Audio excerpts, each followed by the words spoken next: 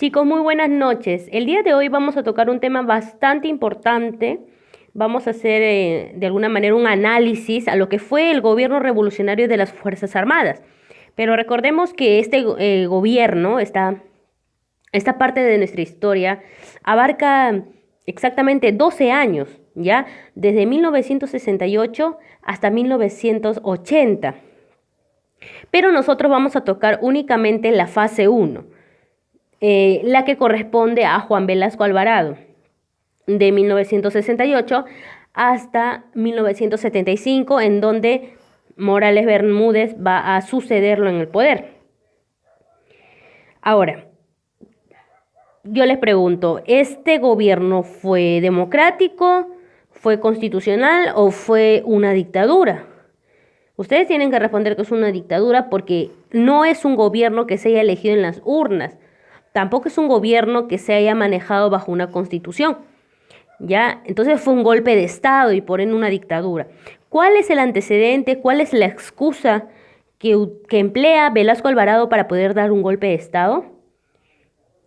La excusa perfecta que va a encontrar Velasco Alvarado para poder dar un golpe de Estado es el Acta de Talara. El Acta de Talara que Fernando Belaúnde Terry va a firmar, ¿ya?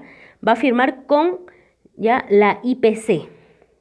¿Se acuerdan de la empresa petrolera en La Brea y Pariñas?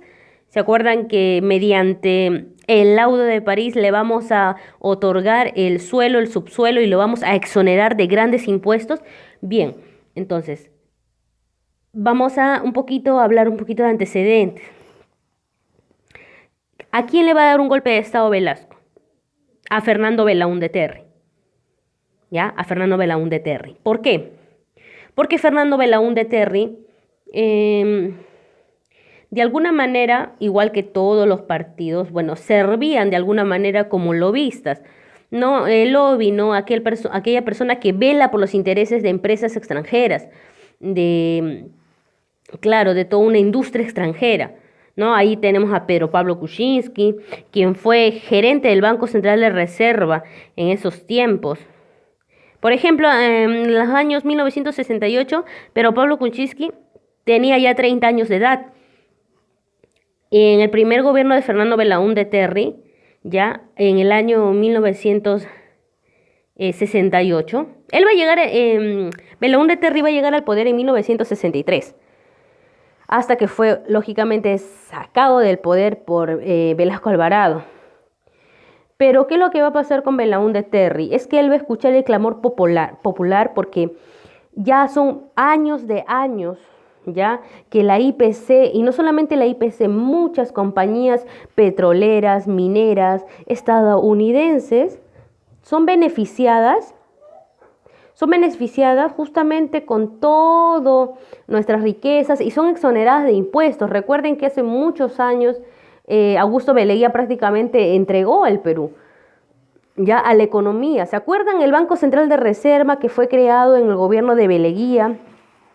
Que Beleguía incluso puso a uno de los estadounidenses como cabecilla de lo que iba a ser pues la dirección de nuestra economía, ¿se acuerdan? Ya que a la IPC le regaló nuestro suelo, nuestro subsuelo, ya a la Cerro de Pasco Corporation también lo exoneró de impuestos, de tributos. Entonces, toda esa modalidad había seguido hasta estos años. Pero, ¿qué va a pasar? Va a pasar algunas cosas, jóvenes.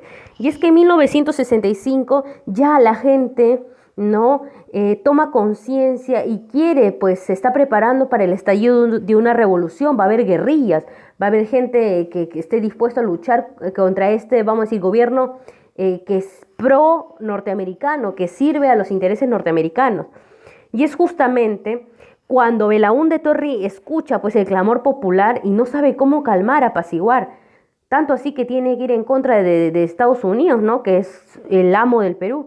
Entonces, bajo un fraudulento acuerdo que se va a llamar el Acta de Talara, van a firmar con la IPC para que el Estado peruano confisque los bienes de la IPC y los retire del Perú. Entonces van a firmar el Acta de Talara.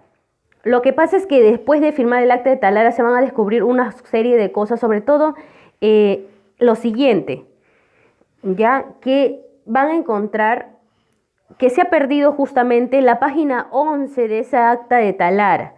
Y ahorita le voy a explicar qué contenía esa página 11 y por qué ha causado tanto revuelo, ¿no? Ya. Hagamos rapidito un hincapié. Nos acordamos de la IPC, la International Petroleum Company, donde estaba en Talara, ¿no? Entonces, esta empresa explotó el petróleo evadiendo el pago de impuestos durante muchos años e incluso se atrevía a pagar porcentaje de regalías bastante ridículos, ¿no? 30 soles al año, por ejemplo, a lo largo de más de 50 años y así. Y en realidad, de modo fraudulento, ¿ya? Ahora, antes de hablar de la página 11 en sí, veamos a Velasco. Velasco, yo tengo que, a personas que están pensando que Velasco Alvarado es un dictador comunista, socialista, pues le tengo que decir que es todo lo contrario. Velasco Alvarado tenía pensamientos anticomunistas y ustedes van a saber por qué él llega al poder y bajo qué dirección y qué medidas aplicas, ¿no? Ustedes habrán escuchado seguramente las reforma educativa, la reforma agraria, pero ello no va a ser más que estrategias para evitar justamente que el pueblo despierte, ¿ya? Entonces, Velasco, un antecedente, les cuento. Velasco guardaba bastante ojeriza, bastante rencor, vamos a decirlo, con la IPC, porque cuando nosotros nos encontrábamos en conflicto con el Ecuador, esta empresa, la IPC, le va a negar a él, quien ocupaba el grado de capitán de infantería, le va a negar el uso de vehículos de la refinería para trasladar las tropas al frente de batalla. Desde allí nada más él le tiene una animadversión. Ahora, también como un antecedente es que ¿quién más cuestionaba a esta empresa, la IPC, que se pasaba años de años explotando nuestro suelo y subsuelo, robando, haciéndose de nuestros recursos naturales, de nuestro petróleo? ¿Ya? Luis Miró Quesada. ¿Y quién es Luis Miró Quesada? Nada más y nada menos que el director, ¿no?, de un periódico muy importante, El Comercio. Incluso él va a decir una frase bastante cierta, ¿no?, que el periodismo puede ser la más noble de las profesiones, pero al mismo tiempo el periodismo puede ser el más vil de los oficios. Ya, a lo que íbamos. ¿Qué pasó en la firma del acta de Talara? ¿Qué pasó para que un tiempo después Velasco Alvarado pues dé un golpe de Estado? En primer lugar, la firma del acta de Talara, ya Belaúnde Terry, la va a firmar el 13 de agosto de 1968. 13 de agosto, casi un mes antes del golpe de Estado. Entonces Belaúnde, ya atendiendo al clamor popular, dijo que daría el fin, ¿no?, a ese asunto de nunca acabar con la IPC. Incluso dijo que le daba 90 días de plazo a la IPC para que se retiraran del Perú, que esto lo iba a resolver en 90 días a más tardar, o sea, en 3 meses. Entonces él no calma, ¿no?, el clamor popular y se firma un tratado por escrito. El documento fue un simple borrador. Encima de ser un borrador, la controversia por esta acta es que se va a denunciar el extravío de la página 11, justamente en ese contrato del precio del petróleo. ¿Y cómo así? La página del contrato, donde la página 11, ¿ya?, de ese contrato, es donde la IPC se comprometía en pagar ya determinado precio por barril de petróleo explotado en la Brea y Pariñas. Y justamente esa acta se va a desaparecer. Entonces, de repente, ¿no?, se extravía esa página y de un momento a otro, ya esta empresa, muy astutamente, decide hacer un cambio en el precio suscrito. La empresa, esta empresa, la IPC, no estaba de acuerdo con el precio suscrito. Ahora, el gobierno no podía probar que la IPC había cumplido el contrato o había incumplido el contrato, ¿ya? ¿Por qué? Porque no tenían la página 11 ¿Y qué había en la página 11? El precio que ellos habían determinado o comprometido a pagar. Y si esa página desaparece, ellos pueden alegar cualquier precio porque nosotros no tenemos con qué refutarlo. Entonces allí explota pues justamente este escándalo. Este escándalo explota porque al desaparecer la página justo donde se encontraba el precio que ellos nos iban a pagar por cada barril de petróleo explotado en la Brea y Pariñas, ellos pueden decir que negociaron tal precio y al final no lo cumplen, que negociaron un precio pero al final no lo cumplen, ¿ya? Y pueden incluso hacer una variación, porque, ¿y el gobierno con qué va, con qué excusa va a poder de alguna manera refutarlos si la página está perdida? ¿Entienden? Entonces ahí fue la indignación del pueblo. Y esta fue la excusa perfecta para el golpe de estado de Velasco y él va a ser quien expulse definitivamente la IPC del Perú. Ahora, ya, ¿no? La firma del Acta de Talara, 13 de agosto de 1968. Estamos claros con la fecha. Ahora, miren, a pesar de la confiscación de la IPC, de la confiscación, acaba la indignación, jóvenes. Ustedes nada más entren a Google, al diccionario y averigüen qué es expropiación y qué es confiscación. ¿Ya? Cuando tú expropias, significa que tú vas de alguna manera a hacerte dueño de un determinado bien, pero vas a pagar una indemnización. Vamos a ponerles una empresa. En este caso, ¿no? La IPC. Si la IPC se expropia, los trabajadores, la maquinaria, todo pasa a ser manos de quien lo está confiscando, en este caso del Estado peruano. Y por reparación a los dueños se los expulsa, pero se les paga una indemnización, como si estuviese comprando la empresa, mejor dicho. Y yo le puedo poner cualquier nombre. Si se llamaba IPC, ahora le puedo llamar Petróleo Peruano. Porque yo estoy comprando, estoy pagando ese derecho, los estoy expropiando. Yo como gobierno expropio esa empresa antes estadounidense y ahora es peruana, pero yo indemnizo, pago. En este caso, ¿qué dijo Belaúnde? Belaúnde dijo que iba a confiscar. Ahí está. Confiscar significa que yo arrebato esos bienes y no pago nada. Ejemplo claro, cuando detienen, ¿no?, a un narcotraficante, ¿ya? Cuando detienen a narcotraficantes, personas dedicadas a la droga, ¿el Estado acaso va a decir, va a agarrar sus mercancías, lo va a confiscar sus mercancías y le va a decir al narcotraficante, toma, acá hay 50 millones de dólares, te estoy indemnizando porque esas drogas ahora son mías? No va a poder hacer eso, pues, porque le está confiscando. En este caso era todo mentira, porque se descubre que la compañía pudo retirar 115 millones de dólares mediante el Banco Central de Reserva. ¿Cómo es posible que Belaúnde Terry haya confiscado? Ya saben lo que es confiscar, es apropiarse del bien, ¿no? Despojar a los dueños, a alguien de sus propiedades y no pagarle ni un sol, ni un dólar. Entonces, pero por lo bajo está ahí esta noticia que sí le habían pagado. ¿Y quiénes le pagaron? Esa plata había sido emitida desde el Banco Central de Reserva. ¡Qué casualidad! ¿Se acuerdan que les hace una diapositiva? Aquí les estaba diciendo que ahí está, ¿no? Pero Pablo Kuczynski en 1968 era un gerente del Banco Central de Reserva. ¡Qué casualidad! ¡Qué casualidad! Y justo ahorita, ahí está, ¿no? Se ve sobre él y sobre otros miembros del Banco Central de Reserva, unos cuantos más, recae, ¿no? Recae la responsabilidad.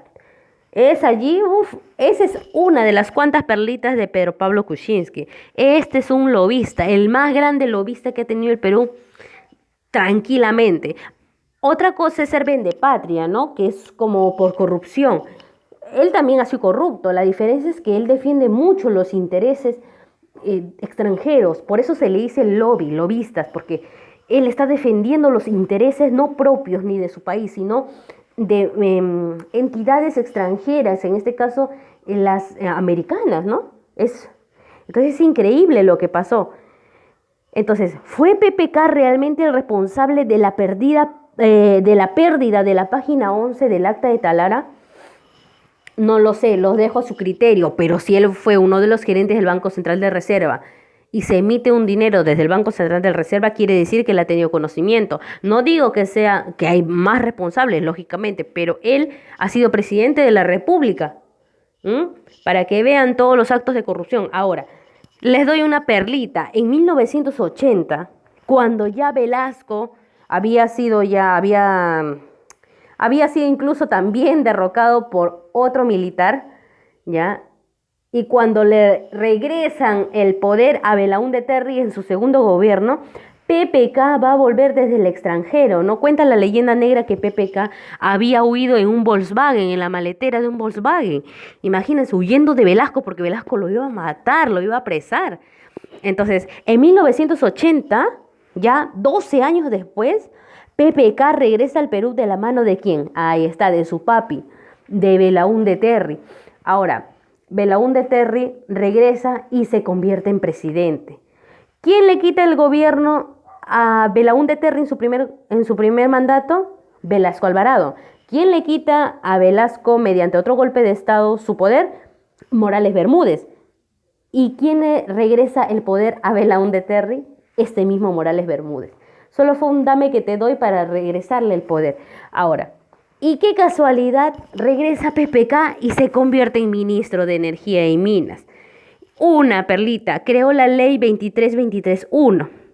Esta ley exoneró a las empresas petroleras extranjeras por más de 500 millones de dólares. Revisen esa ley, buscó exoneración y exoneró. ¿No le suena que también exoneraba la IPC, que también le pagaba un concepto de, vamos a decir, de lo que fue el Acto de Talara como un concepto de indemnización, cuando en realidad los bienes de la IPC, entre comillas, porque eso es lo que dijo Belaúnde Terry, habían sido confiscados?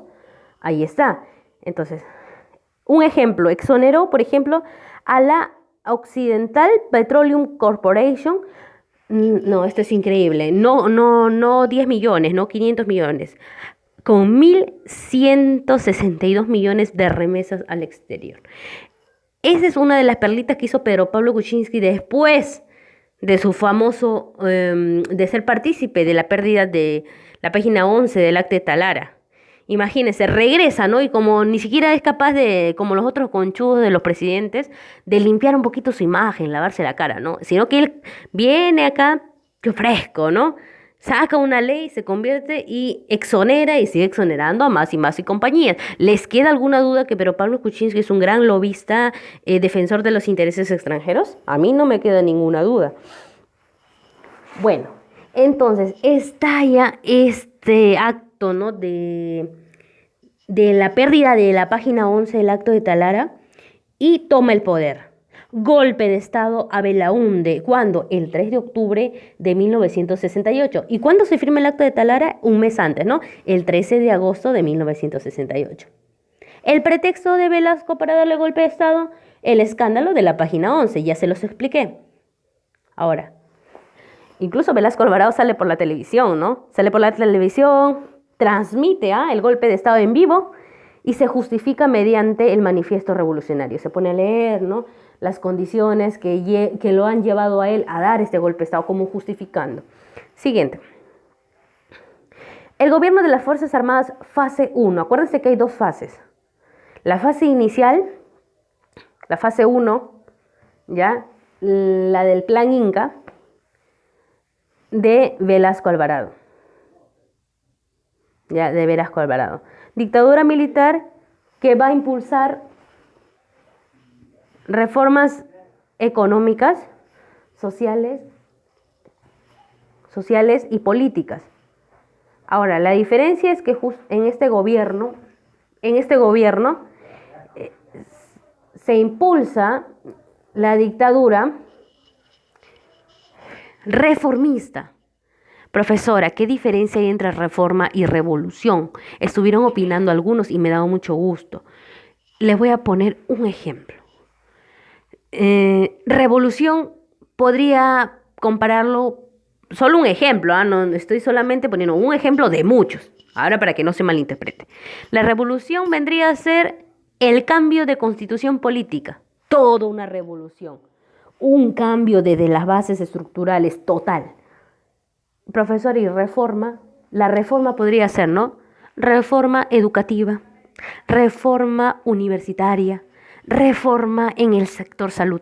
En una parte, cuando tú hablas de revolución, hablas de todo, del total, ¿no? Del total de las cosas. Cuando es reforma de una parte de las cosas.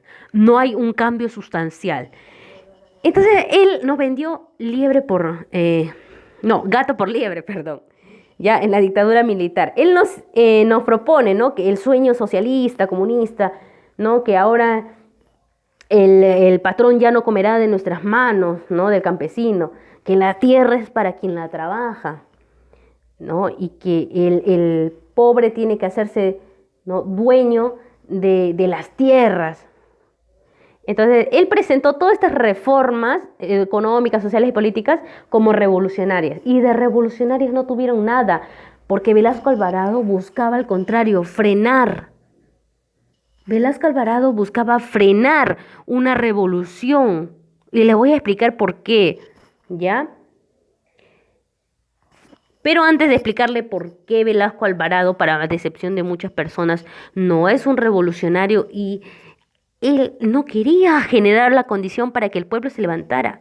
Él quería frenar al pueblo, evitar que el pueblo desencadene sus años, ¿no? De frustración, de rabia y de conciencia. Él no quería que desencadene una revolución, ¿no? Al contrario, él va a aplicar estas reformas para calmar al pueblo. Porque si hablamos de reformas son calmantes, ¿no? Como cuando te duele quizás un poco las caderas o el brazo y te colocas un calmante y te alivia el dolor. Pero luego te puedes volver a fracturar, a golpear y te vuelve a doler y así. Entonces, el 9 de octubre de 1968, Velasco va a hacer lo que Belaúnde Terry nunca hizo en la práctica. ¿Qué hizo? Las Fuerzas Armadas del Perú entran a las instalaciones de la IPC. 6 días nomás de que Velasco se había hecho su golpe de estado, 6 días después, toman la IPC y por primera vez le quitaban el poder a la empresa norteamericana y la nacionalizaron. Ya no se llamaba International Petroleum Company, ahora se llamaba la Petroperú. Este día, el 9 de octubre de 1968, va a ser recordado como el Día de la Dignidad Nacional. Pero ahora hay algo importante también. ¿Ve? ¿Y por qué decepciona un poco? Porque se pinta, ¿no? Un escenario socialista, un sueño socialista, ¿no? En donde la figura explotada se revela, ¿no? Y se reivindica dentro de la sociedad. Pero lo que ustedes no sabían es que el Estado nunca lo confiscó a la IPC, lo expropió. Y ya les he explicado qué es expropiar. Le pagaron para que se vaya. O sea, no tenía, si es realmente, como él dice, ¿no? Él planteaba todo su sistema, su plan iba como revolucionario, una revolución, pues imagínense, por un lado, ¿no? A grandes, vamos a decir, dictadores, ¿no? Lenin, Mao Zedong, etcétera. Ellos no van a estar, pues, pagándole, ¿no? A las empresas que tantos daños han hecho a su industria nacional, a su suelo, a su subsuelo. No, se llevan nada más, lo confiscan y no le pagan ni un sol. Al contrario, ellos nos debían a nosotros. Y es por eso que decepciona mucho, porque el Estado no le va a cobrar la deuda a la IPC, que ascendía a casi 700 millones de dólares, que nos debían ¿desde cuándo? Desde 1924, desde el gobierno de Leguía. Entonces fue una falsa revolución. Ahora, incluso, chicos, va a firmar el convenio Greening de la Flor. Este fue firmado entre el gobierno peruano y el estadounidense el 9 de agosto de 1973. El acuerdo establece una indemnización global de 76 millones de dólares para las empresas expropiadas. Ahí está. ¿Velasco confiscó o expropió? Él va a expropiar, le va a pagar un derecho de indemnización, ¿no? A empresas que se habían enriquecido gracias a nuestros recursos naturales. no es un traidor, pero simplemente él nunca fue un revolucionario. Él lo que fue es un instrumento reformista, podría decirse. Ahora, la IPC nunca pagó, pues, los 700 millones casi, ¿no? Que aproximadamente 690 que debía el Estado peruano. Pese a ello, la IPC sigue contando con defensores a todo nivel, lógicamente, ¿no? Ahora, otra cosa interesante del gobierno de Velasco Alvarado, y es que justamente él va a derogar la Constitución de 1933. Él va a gobernar sin constitución, chicos. Pero para que su gobierno adquiera, pues, vamos a decir, una cierta legalidad, él no va a gobernar con constitución, no, él la va a derogar. Él va a gobernar con su estatuto revolucionario. Ahí he puesto una imagen. ¿No? Me falta incluso más, son más capítulos, pero miren lo que decía este estatuto revolucionario. Bueno, el estatuto revolucionario y luego sigue esta designación, ¿no? Por decreto ley número 2, ahí está, se decreta presidente de la República, el general de división, bla, bla, bla, ya Juan Velasco Alvarado. Ya, en esa ley del estatuto revolucionario y su designación como presidente de la República, él inicia su mandato. ¿Qué más hizo? Creó el Cinamos para propiciar organizaciones sociales. Él va a crear el Cinamos para propiciar, perdón, organizaciones sociales y le resta poder a ¿quiénes? A los partidos políticos. Bien dice esa frase, ¿no? Divide y vencerás. Y es lo que él hizo. Dijo, no, ustedes tienen derecho a movilizarse, a protestar, ¿no? Entonces él crea el Cinamos, un frente de movilización cuando la gente así lo deseara y con eso le resta pues poder a los partidos políticos, ¿no? Porque el APRA, por ejemplo el APRA, cuando había un cierto, vamos a decir, una coyuntura fuerte que haya pasado en un gobierno, como es un gobierno, un partido político de masas, lo que hacía era juntar a todos sus seguidores, a todo su séquito, e iban a enfrentar, ¿no? Al gobierno, a protestar.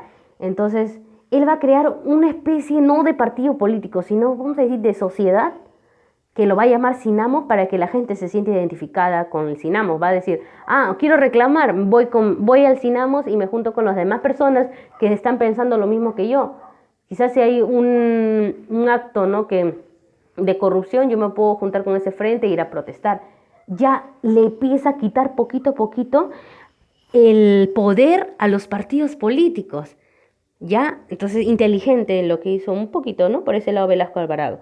Ahora, cuando él expropia la IPC y se avesaban de alguna manera, porque los estadounidenses tenían miedo, eso es lo que nos hicieron creer realmente, pero luego vamos a ver con mucha decepción que él aplicaba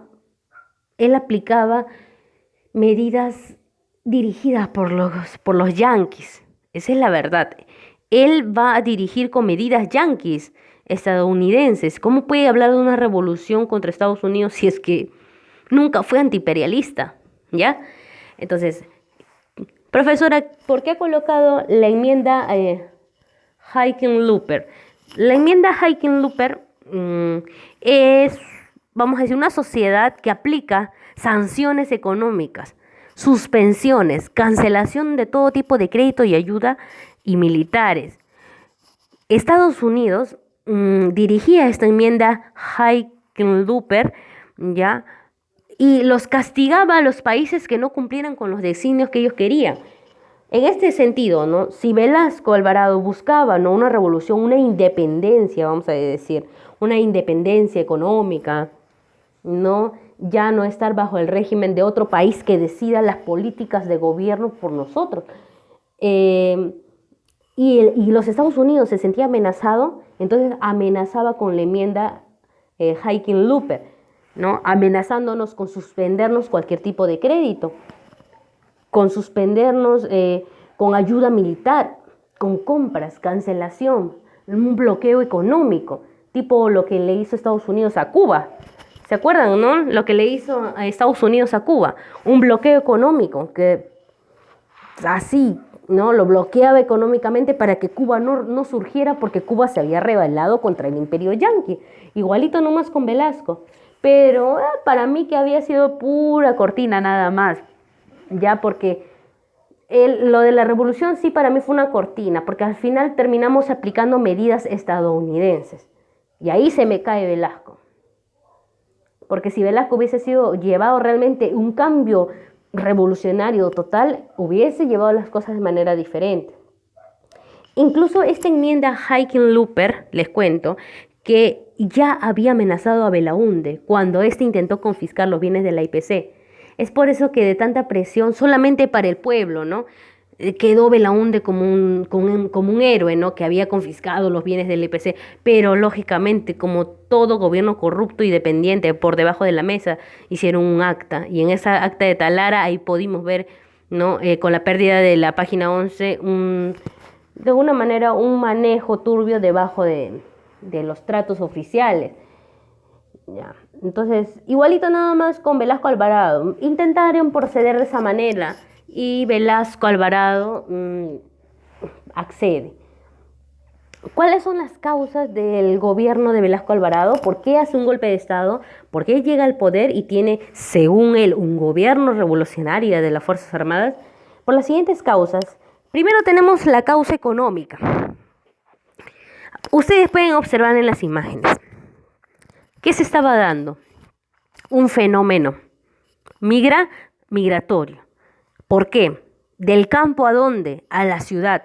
Pobreza, miseria, crisis.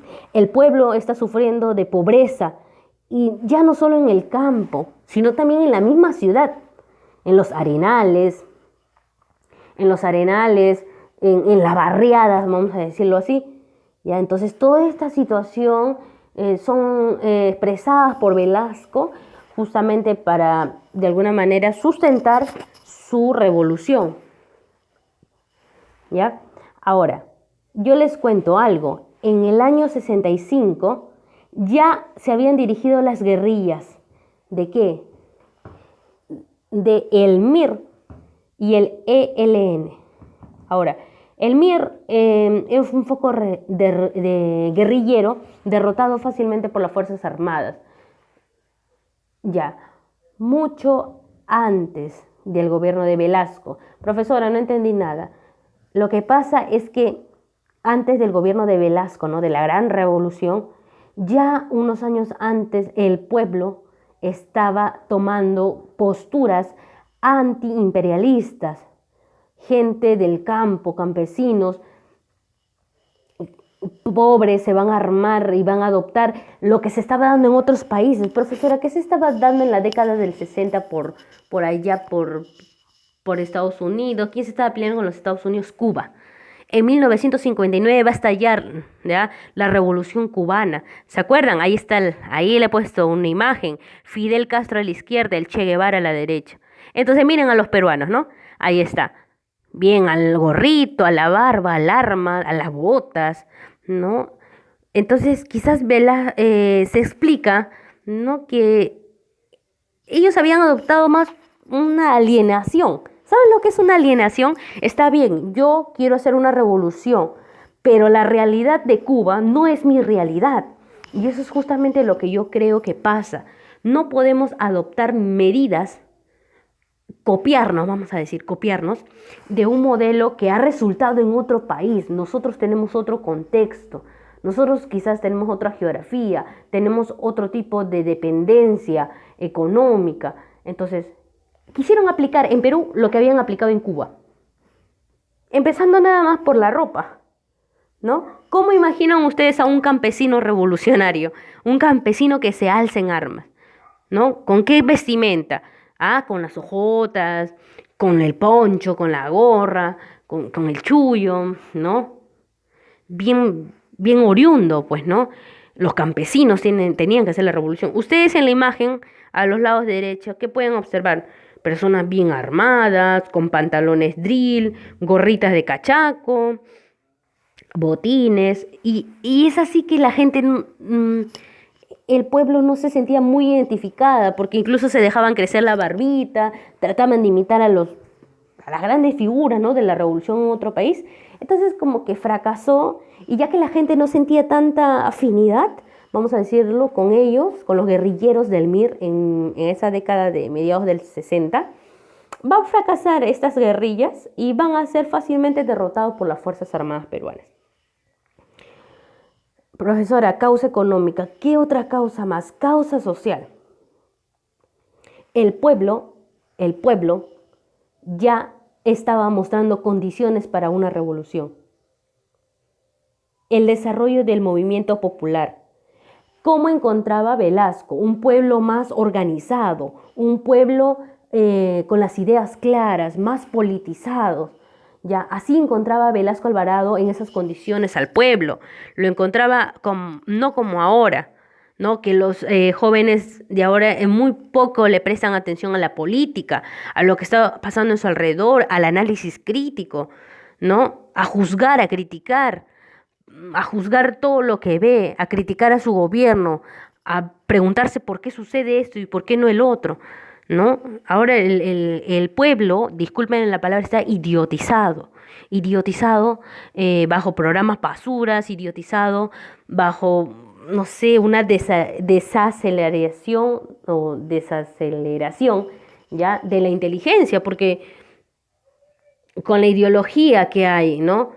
Ideología de género, machista, atrasada, ¿no? La gente ya no quiere estudiar, no quiere investigar, las discotecas están más llenas que las bibliotecas, y de toda esa manera, en esos tiempos no, los jóvenes estudiosos ya estaban organizados, ya creaban una conciencia política, veían al gobierno y sus faltas, y ellos querían juzgarlos, tomar las riendas del país, como debe de ser, ¿no? Y eso todo lo ve Velasco, muy inteligente, crea las condiciones para las reformas. Ya tiene a la gente, ahí podemos observar unas imágenes, miren al campesino, así es como se tenía que ver un campesino revolucionario. No, esto es Cuba, esto es Perú. En primer lugar, ¿no? La alienación, lo que viene de afuera, adoptarlo. Tenemos que analizar nuestra realidad. ¿Cuál era los objetivos de Velasco Alvarado en su gobierno, en la fase 1? Ahí viene cuando, de alguna manera, no se dice, Velasco hizo cosas buenas, pero nunca una revolución. Y también se vendió el sueño socialista, ¿no? Que nos independizábamos de alguna manera de Estados Unidos. Nunca fue así, ¿ya? Porque él va a aplicar las medidas políticas de Estados Unidos bajo una misión. ¿Y cuáles eran esos objetivos, profesora? Él quería paliar la pobreza. Paliar significa amortiguar. Va a implantar medidas, leyes, una constitución, algo que cambie las estructuras sociales para que haya un decaimiento de la pobreza realmente. No, él va, como les digo, a hacer una reforma. Todo lo ve reforma. Nunca lo ve un cambio revolucionario total. Todo lo ve reformas. Paliar la pobreza, no acabar con la pobreza, paliar la pobreza, ¿no? Amortiguar. No quiere acabar con la pobreza, solo amortiguarla. Eso se llama reformismo. Ahí está de lo que les hablaba. Otro de sus objetivos del gobierno de Velasco era frenar el movimiento social. No entendí. Profesores, si es un gobierno revolucionario que tiene a la gente con las condiciones listas para hacer un cambio y sacar a quienes tengan que sacar del poder para de una vez hacer las cosas justas, ¿por qué iba a frenar el movimiento social? Ahí se dando cuenta, ¿no? Estaba frenando el movimiento social porque él no quería que la gente estalle en una revolución, quería calmar las aguas, quería apaciguar, ¿ya? Él quería evitar un comunismo, vamos a decir, un socialismo. O sea, nunca fue un gobierno antiimperialista. Lo que hizo Velasco fue adoptar medidas estadounidenses aquí para evitar que la gente campesina tome por sus propias armas el poder y mediante reformas aguantarlos, ¿no? Calmarlos. Decirle al pueblo, ay, aquí te estoy con un poquito, no te duele la cabeza, toma la pastilla, pero para calmarlos nomás, para contenerlos, nunca para hacer un cambio. Por eso él buscaba frenar, que no se diera el movimiento social. Entonces él no estaba del lado del pueblo.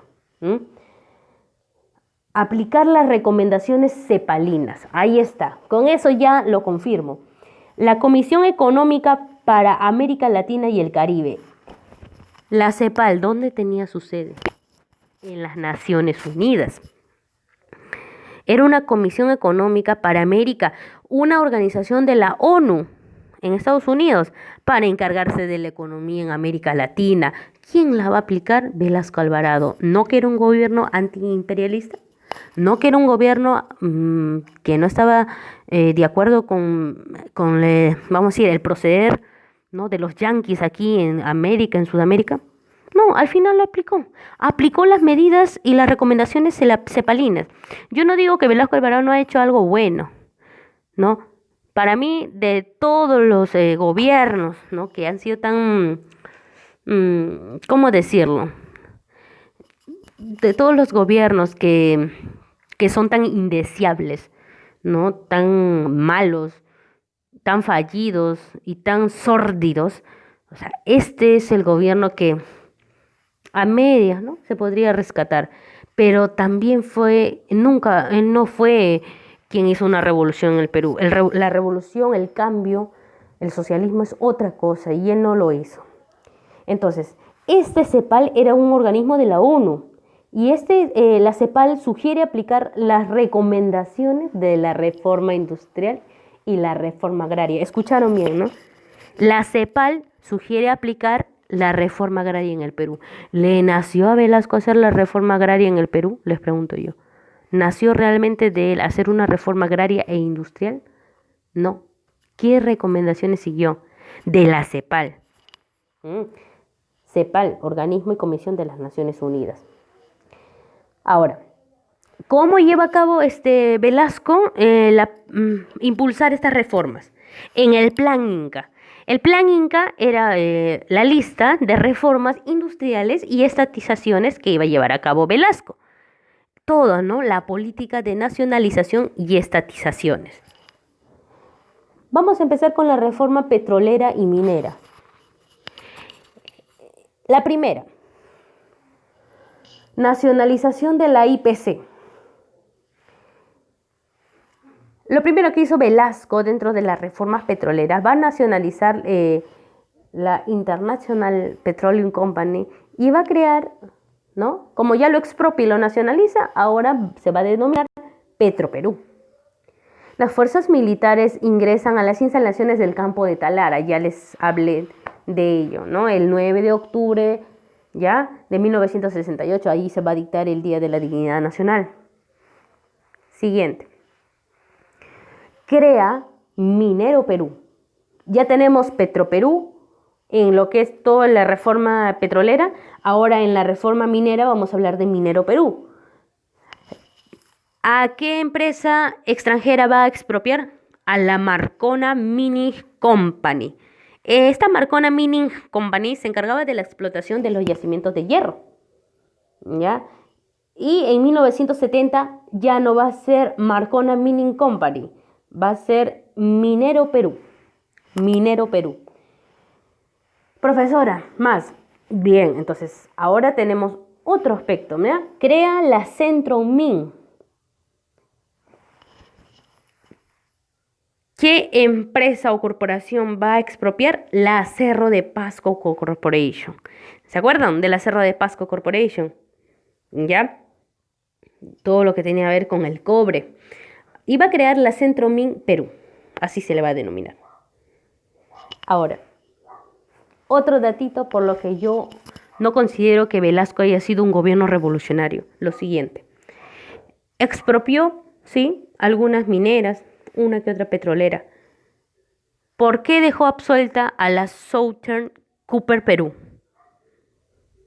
La Southern Copper Perú ya era una empresa que explotaba cobre en Tacna, que había llegado en el gobierno de Odría, en el Ochenio, hace unos 15 años atrás, pónganle. Qué raro, ¿no? Justo a ellos no lo tocan. O sea, él había dado, en otras palabras, y es que esta empresa era nuevecita, y a las nuevecitas no los tocaba. Él se dice, ¿no? Si hacemos un análisis, que él les hizo un favor a la IPC, a la Marcona Mining, a la Cerro de Pasco Corporation, porque ya eran empresas que habían disfrutado y se habían enriquecido del poder años de años. O sea, ya eran empresas hasta poco productivas, ¿ya? Porque ya habían sacado todo lo que tenían que sacar de aquí del Perú. Y ellos buscaban ampliar sus horizontes. Entonces, como que Velasco al final les hizo un favor, y no solo les hizo un favor ya botándoles de un territorio un poco más estéril, ¿no? Sino que aparte que ya habían gozado de nuestros suelos, subsuelos, de nuestras riquezas naturales, nuestras materias primas, le va a pagar, ¿no? Una indemnización. No puedo creer. Un revolucionario pagándole a las empresas que tanto daño le han hecho a su pueblo. Bueno, solo pasa en Perú. Ya, y otro dato, ¿no? Por ejemplo, empresas nuevas, como la Southern Copper Perú, que explotaba cobre en Tacna, no lo va a tocar. Otra reforma, profesora, la reforma pesquera. Él va a nacionalizar la pesca y va a fundar Pesca Perú. Va a reunir la flota y fábricas de harina de pescado. Recuerden que en el 70 vivimos todo el boom, ¿no? Un boom de la harina de pescado. ¿Qué más? Hizo respetar el mar territorial dentro de las 200 millas. Invirtió en la infraestructura de puertos y frigoríficas. Y se creó el EPSEP, que es la Empresa Pública de Servicios Pesqueros. Es en el aspecto de la reforma pesquera. Uno de los temas más importantes, reforma agraria. Entonces, la reforma agraria, ahí está la misma, ¿no? Es algo que hace rato venían buscando los campesinos, ¿ya? Años y años de lucha. Como que Belaúnde lo tocó así, pero por encimita nomás el tema, lo tocó con pinzas y lo dejó ahí nomás. Velasco, ¿no? Va a ser el 24 de junio, que ustedes saben que es el Día del Campesino, ¿ya? Del año 1969 va a ser una especie, ¿no?, de meeting. Se va a dirigir al pueblo, al campesinado, y le va a decir estas palabras, ¿no? Campesino, el patrón ya no va a comer más de tu pobreza, ¿no? Nacionalismo puro. También, ¿qué más le va a decir? La tierra es para quien la trabaja. Es allí donde va a llevar a cabo una reforma de expropiación de haciendas. Ya, ustedes ya manejan ahora los términos. Confiscar o expropiar. Expropiar. Él va a expropiar las haciendas. Quiere decir que si él va a votar o se va a hacer dueño de las haciendas, él no lo va a retirar, ¿no? A los oligarcas, a la vieja oligarquía no lo va a retirar. Le va a pagar por quedarse con sus tierras. Entonces, al final, simplemente, ¿de qué cambios habla? ¿De qué cambios? Si le va a pagar a esas personas que ahora ya no van a ser la vieja oligarquía, pues. Si el Estado me paga, pues si se va a quedar con mis cultivos de algodón, de azúcar, ahora yo me voy a convertir, voy a desarrollarme en un burgués. Yo invertí esa platita en producir jabón, en producir, no sé, atún, a producir, y me voy a convertir poco a poco en un pequeño burgués, o un gran burgués. ¿Ya? En un gran banquero, a dedicarme a las finanzas, al crédito, a los bancos, y voy a crecer más y más. Y eso es lo que originó. Entonces, ahí podemos ver algunas imágenes, ¿no? Pero el campesino que estaba con la exacerbación encima, ¿no? Que se le estaba reivindicando sus derechos, no saben que solamente fue una reforma bastante populista, ¿no? Que le buscaba ¿qué? Quería Velasco que un movimiento social revolucionario, no. Su objetivo era calmar mediante reformas para evitar que eso se diera. Entonces, él nunca fue antiimperialista. Ahí vemos unas imágenes, ¿no? Terratenientes les llegó su hora, salían a protestar los campesinos. Vive el Perú, ¿no? La revolución, ahí está. Vemos una abuelita ahí, ¿no? Con su vestimenta típica. Hay su ponchito, su sombrerito. 24 de junio de 1969. Viva el Perú revolucionario, decían. Ahora, ¿cuáles eran los más objetivos? Buscaba frenar el movimiento campesino, ya lo dije. ¿Cómo explicas eso, profesora? Ya. Si realmente Velasco buscaba beneficiar a todos los campesinos de su país, la reforma hubiese sido total, no parcial. Y él lo que hizo fue una reforma parcial. porque solamente va a de alguna manera expropiar o afectar, vamos a decir, al 55% de la tierra cultivable. El 45% restante queda en manos de los gamonales en la sierra y van a seguir tratando, ¿no?, a los campesinos sin pagarles. ¿Se acuerdan cómo se llamaba ese tipo de trabajo? Que consistía en que el amo le daba la tierra al campesino, no le pagaba. Le decía, vas a trabajar mi tierra, no te voy a pagar, pero te voy a dar un pedazo para ti también para que tú la trabajes. Pero como tenía que trabajar la tierra del dueño o priorizar el cultivo de la tierra del dueño, entonces el campesino se pasaba más horas de horas trabajando para las tierras del dueño y para su propia tierra no había tiempo. Negociazo. Yanaconaje, ¿se acuerdan? Ya, ahora, como les digo, solo afectó al 55% de la tierra cultivable. El 45% que restaba quedó en manos de los gamonales. ¿Qué más buscaba el gobierno de Velasco Alvarado? Acabar con la oligarquía. Buscaban acabar con la oligarquía, ojo, no para eliminarla del plano político, ¿no? Buscaban acabar con la vieja oligarquía, pero ¿qué querían crear? La burguesía, ¿ya? Buscaban crear la nueva burguesía. Le quitaban ese papel porque ustedes saben que los hacendados, los oligarcas, los gabonales en la sierra, los hacendados en la costa, eran figuras repulsivas que explotaban a los campesinos, a los indígenas, a los negros, no le pagaban y todo ello, y eran figuras odiadas por el pueblo. Entonces dijeron, no, una estrategia, vamos a ustedes, lo vamos a sacar, pero lo vamos a convertir en burgueses, y eso pasó. Acabaron con la oligarquía, ¿no? Hacendados azucareros, algodoneros, y menos, por ejemplo, a grandes familias. A grandes familias no se les expropió sus tierras, sus haciendas, ¿no? Un ejemplo, la familia Grace. ¿Se acordarán del contrato Grace de Avelino Cáceres? Ya, imagínense, desde allí, esa familia poderosa. ¿Por qué no le tocó las tierras a la familia Grace? Otra pregunta para el gobierno de Velasco Alvarado. ¿No? Que muy antiimperialista. Ah, pero a los pueblos nacionales, a los hacendados nacionales, sí, toditito les quitaban. Pero a las grandes familias ahí como que no le temblaba la cara, la mano también. Entonces a los hacendados nacionales sí se les expropiaron sus tierras. Ejemplo, a los romeros, por ejemplo, ¿no? Grupo peruano, dueños del Credit Corp y del BCP en el Perú.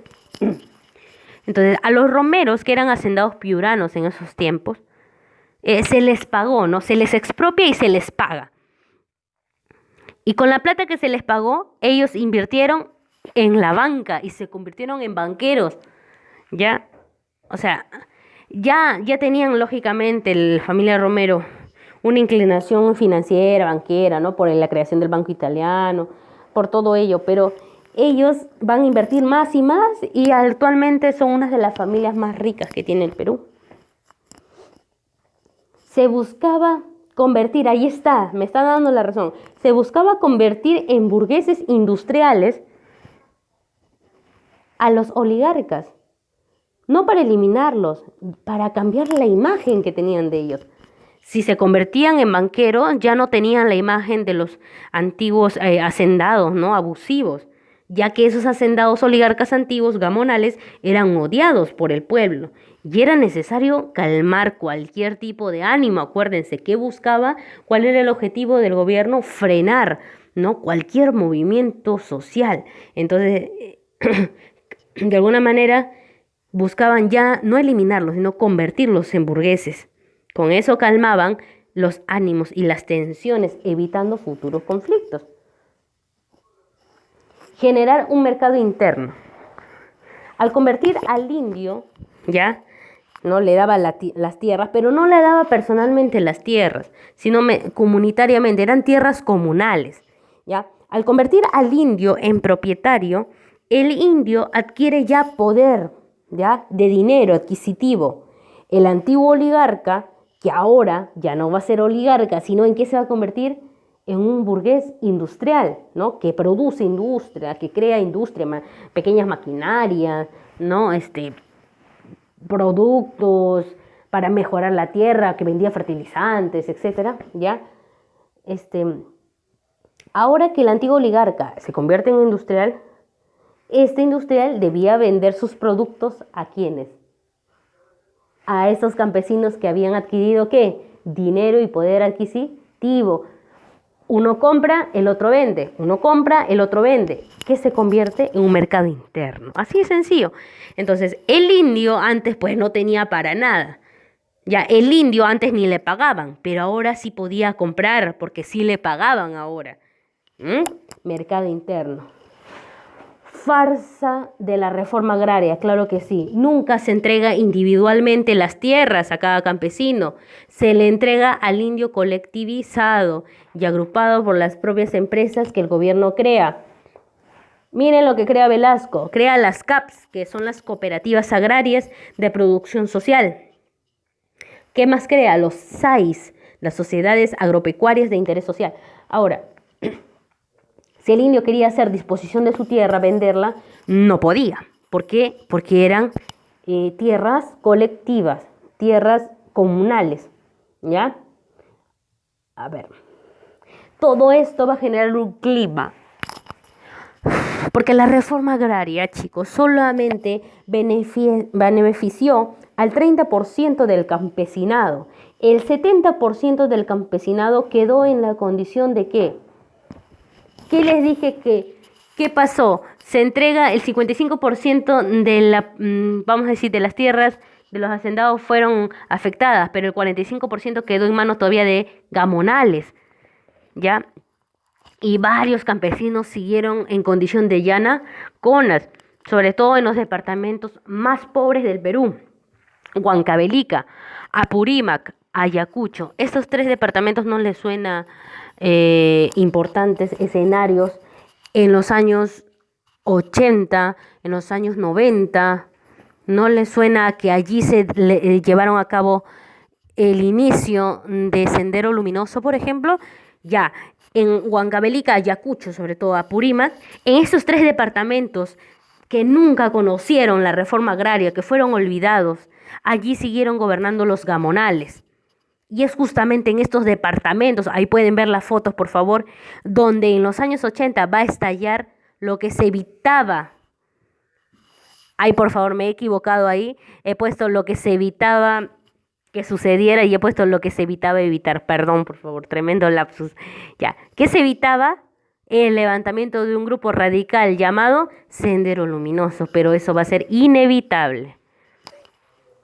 Fracasos de la reforma agraria.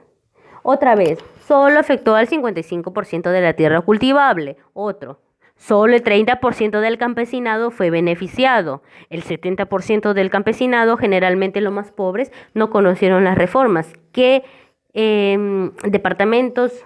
Ayacucho, Apurímac, Huancavelica. Al final Velasco le dio la tierra, pero no los educó. No les dio apoyo técnico ni financiero. Entonces es como que el día de mañana a mí me entreguen una empresa y yo no tenga una formación para dirigirla. Entonces no le dio ni política administrativa, ni apoyo técnico, ni apoyo financiero, y el campesino era fácil inclusive de engañar, toda una trampa, vamos a decirlo. Entonces los campesinos no sabían dirigir y administrar su hacienda. La producción baja mucho en el campo porque como ellos no saben producir, solo la saben trabajar, no saben qué maquinarias usar, no saben qué tipo de, no sé, de riegos más sofisticados o trabajos hacer para una mejor producción. Entonces se producía incluso más cuando las tierras no la dirigían los campesinos. A tal punto, miren, no producían mucho, antes producían más cuando las tierras le pertenecían ¿a quién? Al gamonal, al hacendado, ¿no? Hubiera sido muy distinto si al campesino trabajador, ¿no? Trabajador, laborioso, se le hubiese dado instrucción administrativa, apoyo técnico y financiero. Eso hubiese sido otra historia. Pero como no fue así, su producción bajó tanto que Incluso se importaba, perdón, comida del extranjero. Se importó comida de afuera porque la producción era muy baja. ¿Mm?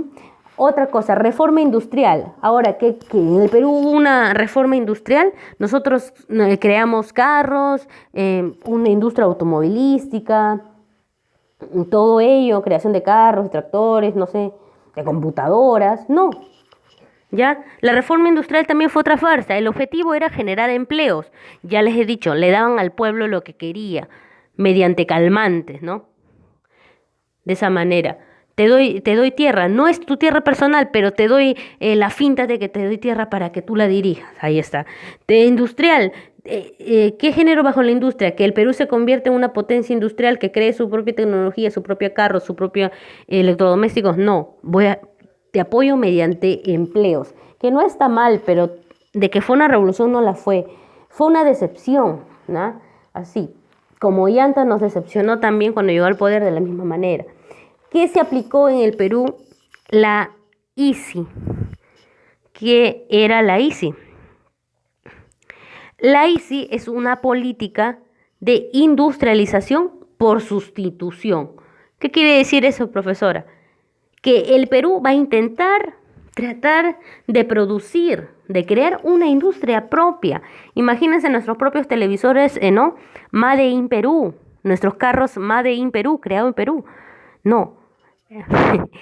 Lo que se hacía acá era la industria del ensamblaje. Los insumos se importaban del extranjero. Las piezas se traían ya hechas desde el extranjero y aquí simplemente se unía, se ensamblaba, ¿no? Como si estuvieses armando, ¿no? Vamos a decir, no sé, un rompecabezas, un juguete que tiene instrucciones con un manual para armar a los muñequitos, así. Eso no era desarrollar la creatividad y desarrollar la industria. No, simplemente era una falsa industria. Ahí está una foto, ¿no? Hay una foto, una persona ensamblando su Volkswagen, pero en realidad, ¿qué está haciendo? Uniendo. Lo creó, lo pintó, lo generó, fundió hierro para hacer las partes del auto. No, nada. Todo venía con su manual, con sus instrucciones y aquí solo ensamblaba. Esa fue la realidad. ¿Qué más dio Velasco? Subsidios. Profesora, ¿qué es un subsidio? Aquí tiene otra definición, pero yo le voy a dar una definición más simple. El subsidio tiene que ver con la ayuda del gobierno a su pueblo. Los subsidia, los ayuda. Un ejemplo, en Estados Unidos, ya hay una política de Estado que tiene que ver con que el gobierno americano a sus pobladores, lógicamente, los subsidia con algo de 10.000 o 20.000 dólares anuales. ¿Ya? De alguna manera apoya a sus propios pobladores que quizás están en retiro o ya sean personas mayores, los apoya, les subsidia, les da dinero, no sé, quizás para crear una tiendita, para crear un pequeño negocito, algo. El Estado apoya a su pueblo. ¿Se acuerdan lo que había pasado ahora último con qué subsidio se había dado? El subsidio monetario, ¿no? El yo me quedo en casa, los bonos. Ahí mismo decía en la página, subsidio monetario del gobierno peruano. Ahí está por ejemplo, yo me quedé en casa, ¿no? Que bonos de 380, que bonos de 720, que 1.000 bonos, ¿no? Entonces, ahí está. Lean bien y ahí va a decir subsidio monetario. El Estado peruano está ayudando en un momento de crisis, por ejemplo, a su población, subsidiándole con dinero para que no trabajen durante un mes. Ahí está, le está apoyando. Otra forma de apoyar que pasó en el gobierno de Velasco era que justamente, ¿qué les dije que faltaba? ¿Qué había bajado? Si me han atendido un poco, la producción. Si baja la producción y se importa del extranjero comida, alimentos de primera necesidad de canasta básica, entonces, ¿qué hacía el Estado? Importaba esos alimentos. Y un ejemplo, si el aceite, el litro, la botella de aceite de litro, ¿no? Ahí está, un primor. Un aceite primor estaba 8 soles. El Estado subsidiaba pagando dinero para que el producto llegue a tu mesa, por ejemplo, a 4 soles. ¿Me entendieron? El Estado importaba, pero a los mismos, por ejemplo, a los mismos supermercados que traían esos productos, le pagaba el 40% para que los productos que venían con un precio inicial a tu mesa llegaran más barato y tú pudieras adquirirlos, subsidios, ¿ya? Ahora, proteccionismo. El proteccionismo de Estado tiene que ver que el Estado se encarga de todo para beneficiar a su propio pueblo. En el caso de Velasco, miren, para defender, entre comillas, ¿no?, la industria nacional, se evita que otra mercadería extranjera ingrese. Pero ¿cómo evitas que otra mercadería extranjera ingrese? ¿Qué no le gusta hacer a las personas que venden sus productos en otros países, que exportan? Ah, no le gusta pagar aranceles. ¿Qué hacía Velasco? Subía los aranceles. Subía el pago de las exportaciones. Si ellos querían venir acá al Perú, tenían que pagar bastantes aranceles altos. Eso permitía o los desanimaba y al final, ¿quién protegía su propia industria nacional? Velasco. Yo no digo que el gobierno ha sido totalmente mal, pero no se puede vender como revolucionario si al final aplica las mismas medidas de quien es tu opresor. Esa es la diferencia. Entonces, suben los aranceles y eso hace o desanima a otras economías, ¿no?, extranjeras a querer venir al Perú. Y de esa manera él protege, ¿no?, como un muro de contención. Dice, por aquí nadie pasa porque nadie quiere pagar los aranceles altos. Entonces, proteccionismo de Estado. Otro ejemplo simple. ¿Qué es lo que quiere hacer Donald Trump? Cada vez más busca menos beneficios para los ilegales, para las personas que vienen de afuera, ¿no? Incluso quiso hacer un muro, ¿no? Un muro que dividiera, ¿no?, a México de Estados Unidos, a los latinos de Estados Unidos. Entonces, busca de alguna manera proteger, proteccionismo. Estabilidad laboral también. Velasco Alvarado hizo algo bueno, entre comillas. Dio estabilidad laboral. ¿Quién nos la quita? Averigüen, por favor. El chino rata. El fujimorismo nos quita la estabilidad laboral. En el gobierno de Fujimori nos quitan la estabilidad laboral, ¿ya? En la estabilidad laboral, que ahora ya no hay nada estable, ¿no? Pero dentro de todo, excepto algunos funcionarios del Estado, ¿no?, la burocracia. Pero la estabilidad laboral consistía en que nadie te podía botar de tu trabajo. Y todos esos beneficios fueron quitados en el gobierno de Fujimori. Fracasa la reforma industrial. ¿Por qué?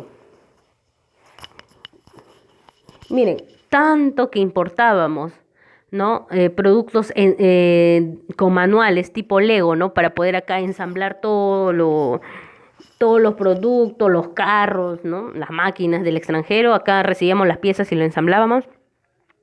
Nosotros comprábamos en dólares.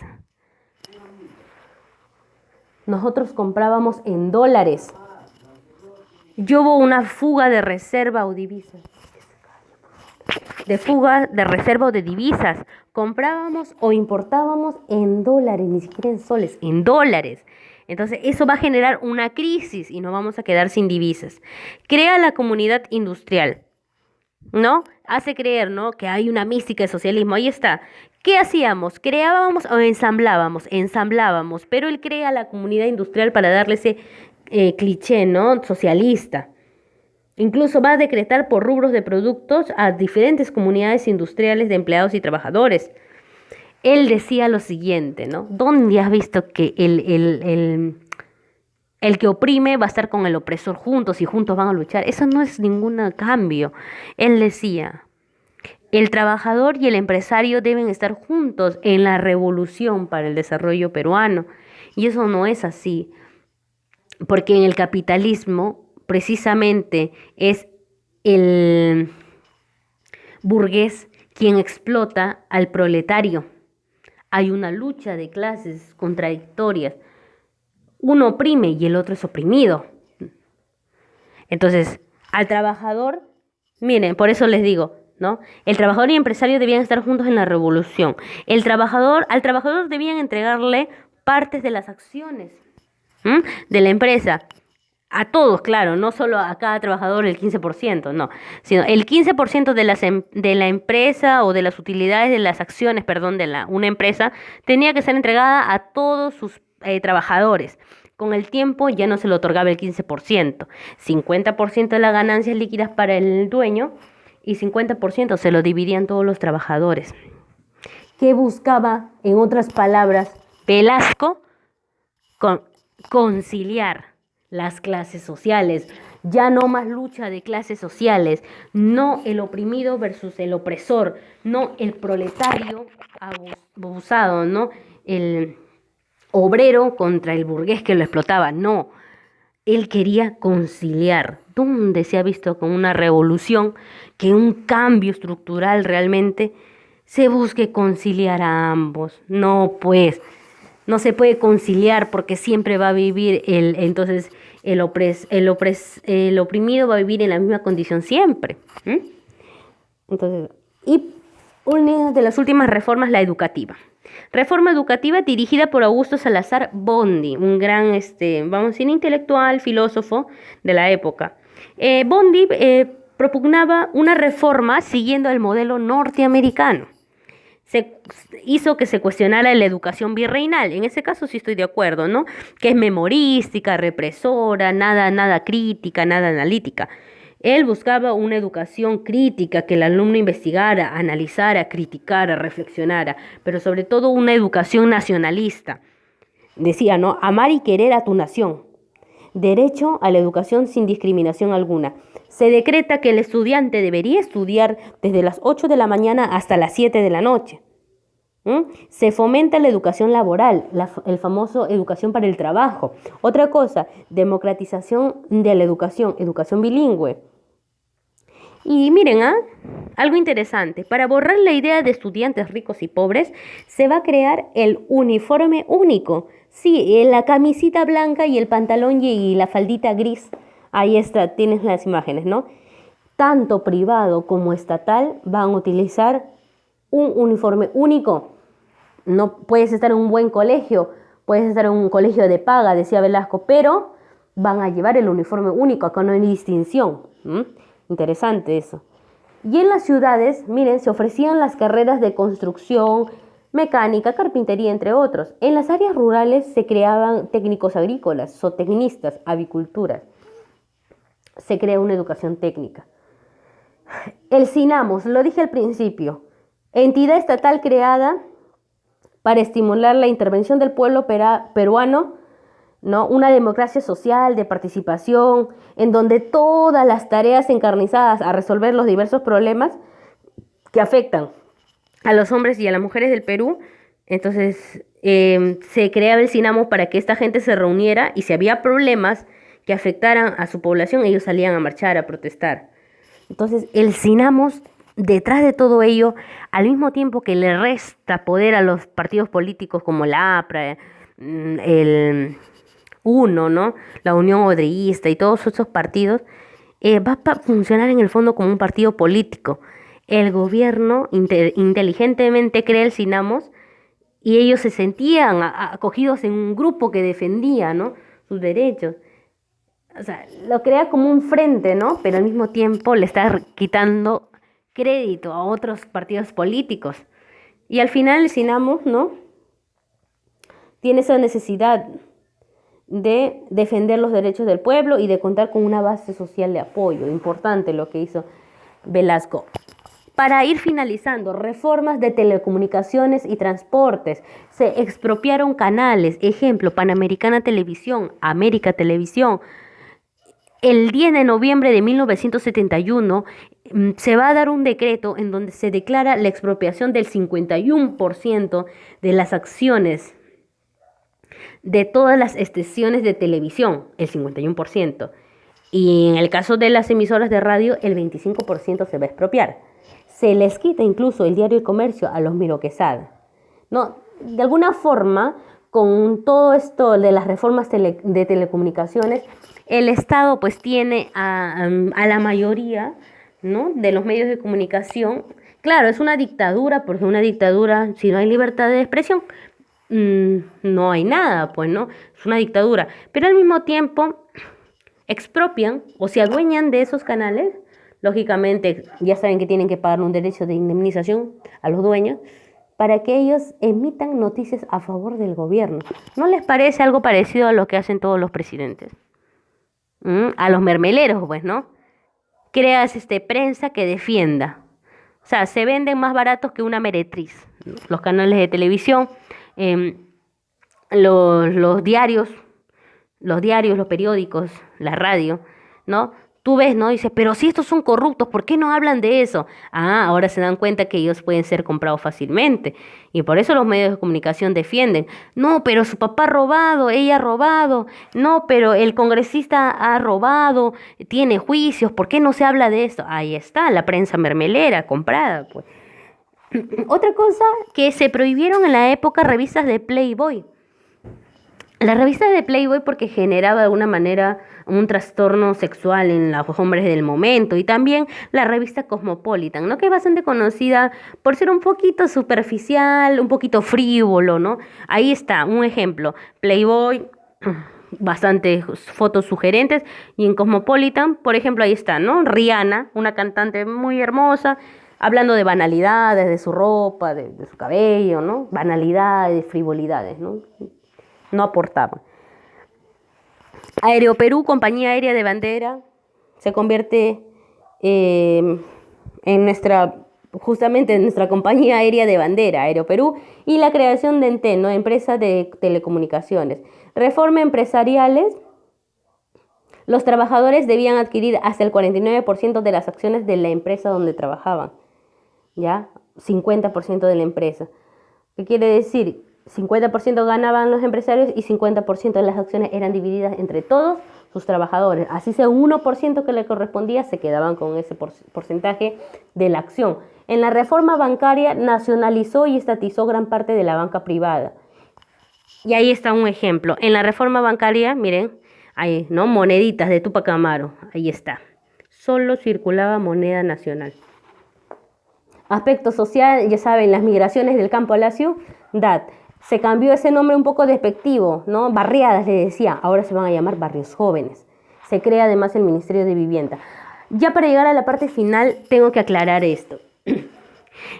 Velasco Alvarado sí fue imperialista porque responde a las órdenes que le daba el Estado yanqui, pero él propugnaba lo siguiente, ni capitalista ni comunista, ¿no? Él propugnaba un nacionalismo humanitario.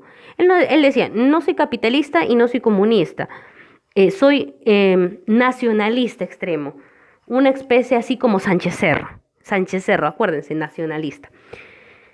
Entonces se va a acercar al comunismo no por sus ideas, sino por un interés comercial. Ahí podemos ver armas soviéticas en las fotos, ¿no? Armas soviéticas, ahí está, la Katiushka, el Sukhoi 22, ahí está, ¿no? Adquirimos armas soviéticas. Ahí está una fotito de Velasco con Fidel Castro. E incluso, ¿no? Velasco, ¿no? Para no dejar duda, ¿no? Dice, ¿no? ¿Qué se estaba dando en el mundo? Me hubiese gustado hacerles esa pregunta. En toda esa época de los 60, 70, se estaba dando la Guerra Fría. Y el mundo estaba polarizado en dos. El bloque comunista y el bloque capitalista. Entonces él decía, ni comunista ni capitalista, sino nacionalista humanitario. Entonces, en esos tiempos, ya desde la década del 50, en el mundo se había creado un movimiento, vamos a decirlo, neutro. Decía, ¿no? Como en ese tiempo estaba de moda, ¿no? Los bloques capitalistas y socialistas, por ejemplo, países que se alienaban a los Estados Unidos y otros de un régimen comunista que se alienaban a la URSS. Entonces, él dijo, ¿no? Yo me voy a alienar al movimiento de los no alienados. Incluso un día antes, miren, o sea, el movimiento de los no alienados existe hasta el día de hoy. El movimiento de los no alienados son países que simplemente son neutros, que no están, no tienen relaciones diplomáticas, ¿no? Ni una economía cercana a los Estados Unidos, ni a Rusia, ¿no? Que es ahora Rusia, antes se llamaba la URSS. Por eso decían, ni comunistas ni capitalistas. Entonces, Velasco como que quería demostrar que no era imperialista, pero ya todos sabían que él seguía un régimen. Incluso a él cuando lo sacan del poder, él no va a hacer ninguna resistencia, porque él ya se había desviado un poquito del plan y lógicamente él ya seguía los patrones. Pues por eso él no se rebeló, no mostró resistencia cuando lo sublevaron en Tacna. ¿M? Él va a aceptar normal porque sabía que es parte del plan y si es parte de un plan, él tiene que seguir las órdenes. El movimiento de los no alienados, ya también llamada la G97. Ahí está. El 28 de agosto de 1975, un día antes de que Morales Bermúdez lo saque del poder mediante el tacnazo, él va a traer la sede, ¿no? Ese año va a ser la sede del Perú, va a ser la sede de los países no alienados. Al día siguiente le están dando golpe de Estado, ¿ya? Pero antes del golpe de Estado termino diciéndoles que una de las causas que ya lleva abajo a su gobierno es justamente lo que se va a producir el 5 de febrero de 1975, que es el famoso limazo o febrerazo. Ya increíble, hasta la Guardia Civil, hasta los policías le dan la espalda a Velasco. El 5 de febrero de 1975, el gobierno de Velasco agonizaba en medio de su peor crisis. La Guardia Civil, los policías se habían declarado en huelga. ¿Y quiénes creen que van a detener esa huelga de policías en la calle? ¿Quiénes lo van a detener? Los militares.